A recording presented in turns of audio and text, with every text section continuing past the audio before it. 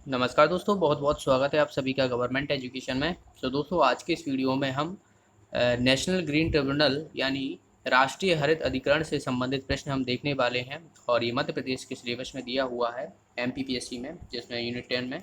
Okay, तो आयोग से हम जो है वो क्वेश्चन देख रहे हैं सभी। और इससे पहले के आयोग से आपने क्वेश्चन नहीं देखे हैं तो यहाँ पर एक आई का बटन आ रहा होगा, उस पर क्लिक करके आप देख सकते हो।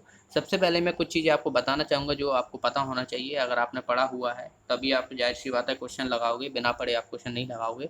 तो कुछ चीज़ें मैं आपको रिविजन करा लेता हूँ। सबसे पहले जो स्थापना हुई थी वो कब हुई थी? 18 अक्टूबर 2010 को। ठीक है, 2010 को हुई थी। और अधिनियम कौन सा था? राष्ट्रीय हरित अधिनियम 2010। तो इसे भी आपको याद रखना है। एनजीटी का फुल फॉर्म आपको याद रखना है, नेशनल ग्रीन ट्रिब्यूनल।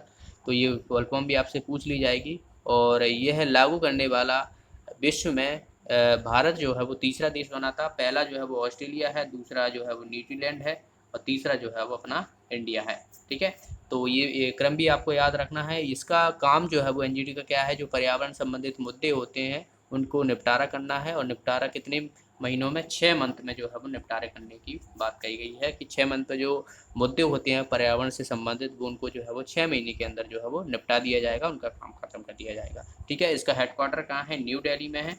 और इसकी जो बाकी क्षेत्रीय कार्यालय हैं तो 4 जगह कार्यालय हैं। एक जगह भोपाल, पुणे, कोलकाता और चेन्नई। ठीक है, कोलकाता और चेन्नई। तो आप याद रखना है भोपाल, पुणे, कोलकाता, चेन्नई। तो ये 4 जगह हैं। बाकी इसकी जो सदस्य होते हैं उनके बारे में हम बात कर लेते हैं थोड़ा। 5 वर्ष का जो है वो कार्यकाल होता है। इसमें जो कम से कम जो है वो 10 सदस्य होते हैं और मैक्सिमम जो है वो 20 सदस्य होते हैं।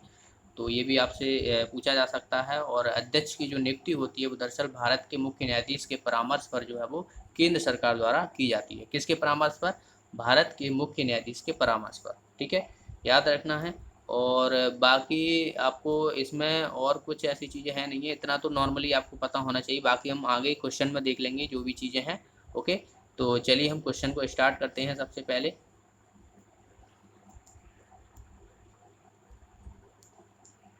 तो पहला क्वेश्चन है यहाँ पर, एनजीटी का फुल फॉर्म पूछा गया है। आसान सा क्वेश्चन है। नेशनल ग्रीन ट्रिब्यूनल जो है इसका आंसर हो जाएगा, देखिए इसका आंसर क्या हो जाएगा हमारा? बी ऑप्शन हो जाएगा। ठीक है, नेशनल ग्रीन ट्रिब्यूनल। अगला क्वेश्चन है कि एनजीटी एक संस्था है, तो एनजीटी किस तरह की संस्था है ये पूछा गया है। और ये आपको पता हो तो ये अधिनियम के कारण जो है वो लागू किया गया था। तो ये क्या है? एक वैधानिक संस्था हो जाएगी।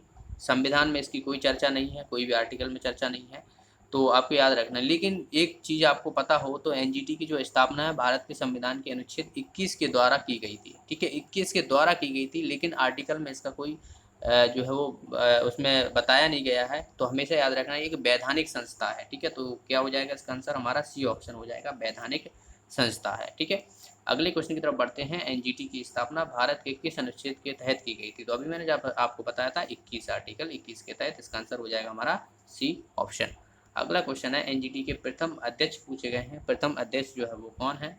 तो प्रथम अध्यक्ष आपको याद रखना है और करंट के अध्यक्ष आपको याद रखना है। तो प्रथम अध्यक्ष की अगर हम बात करें तो लोकेश्वर पिंडा पंडा करके है, पंडा, जस्टिस लोकेश्वर सिंह पंडा, इनका नाम याद रखना है। ये प्रथम अध्यक्ष से एनजीटी के। और आपके लिए क्वेश्चन है कि अभी करंट में जो अध्यक्ष हैं वो कौन है? ठीक है, तो अभी आप बताइए।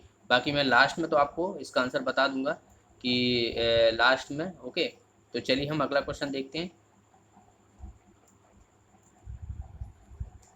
नेक्स्ट क्वेश्चन है, एनजीटी का मुख्यालय कहाँ स्थित है? जोधपुर, भोपाल, नई दिल्ली या कोलकाता? तो ये मैं बता चुका हूँ, इसका आंसर हो जाएगा नई दिल्ली। ठीक है, अगला क्वेश्चन है, इनमें से किस जगह पर एनजीटी का क्षेत्रीय कार्यालय स्थित नहीं है? तो 4 जगह कार्यालय स्थित है, मैंने आपको बताया है। कहाँ पर? भोपाल, पुणे, कोलकाता और चेन्नई। तो देख लीजिए, भोपाल है, चेन्नई है, और बात की जाए तो पुणे है। ठीक है, और कोची नहीं है। तो इसका आंसर क्या हो जाएगा हमारा? डी ऑप्शन इसका आंसर हो जाएगा। अगला क्वेश्चन है कि नेशनल ग्रीन ट्रिब्यूनल के सर्किट पीठ कहाँ पर स्थित नहीं है? ठीक है, तो शिमला, शिलोंग, कोची या भोपाल? तो कहाँ पर नहीं है ये पूछा गया है। तो इसमें जो है वो भोपाल में नहीं है। बाकी शिमला, कोची, शिलोंग यहाँ पर जो है वो इसकी सर्किट पीठ स्थित है। अगला क्वेश्चन, राष्ट्रीय हरित अधिकरण यानी एनजीटी का गठन किस अधिनियम के अंतर्गत किया गया था?